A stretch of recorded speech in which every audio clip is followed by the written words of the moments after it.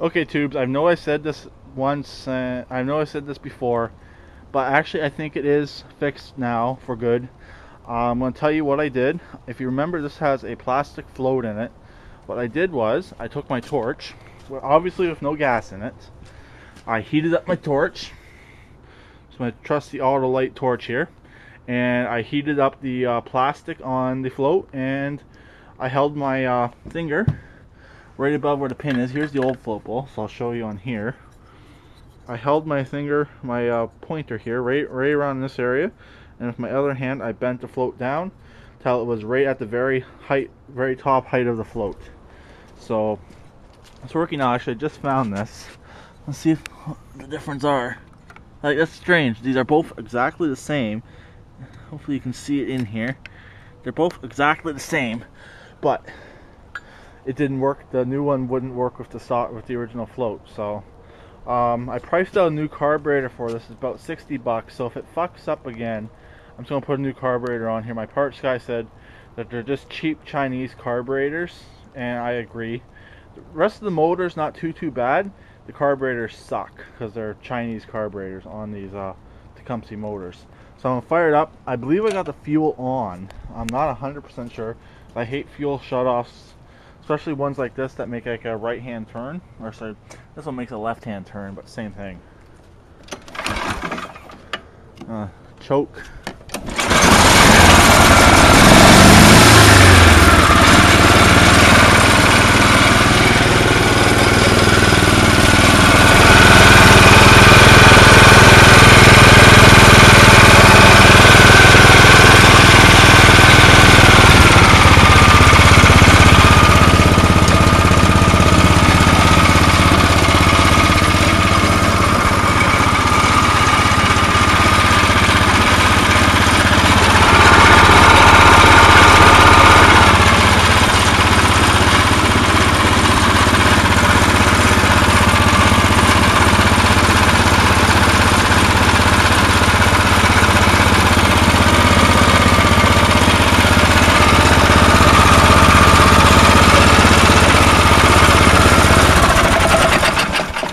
There you go. I don't think it ran any longer than that before, so I think I got it.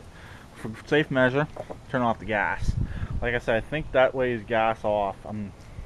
Like I said, I don't know if the valve, but I'm gonna stay out here a little bit longer after I turn off the camera, let it run. But there doesn't seem to be any drips. It seems to be okay. So yeah, I actually went on Parts Tree, and I was actually able to find this motor, so I can actually get parts for this motor on there as well. I would like to upgrade this motor to electric start with a stator.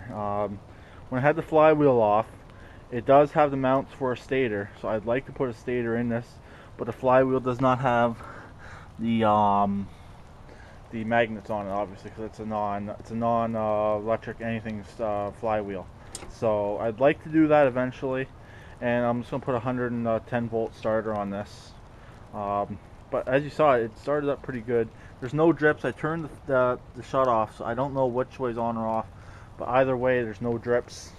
So like I said, I just heated up very gently, bent it down very gently, because I had the intentions of, if I was to break it, I was just going to get a whole new carburetor anyways.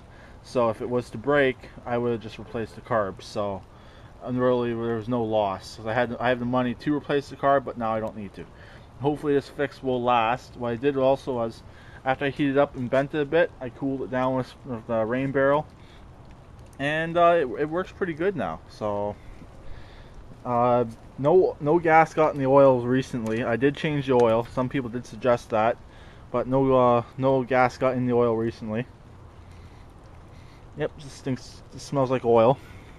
This has the winter oil already in it, like you guys know. So it should be set. As long as that float doesn't break off on the inside of the carburetor, this thing is ready and set and raring to go for winter. So okay, I'll talk to everyone later. Keep it redneck, and please subscribe and comment. Yay, I'm happy.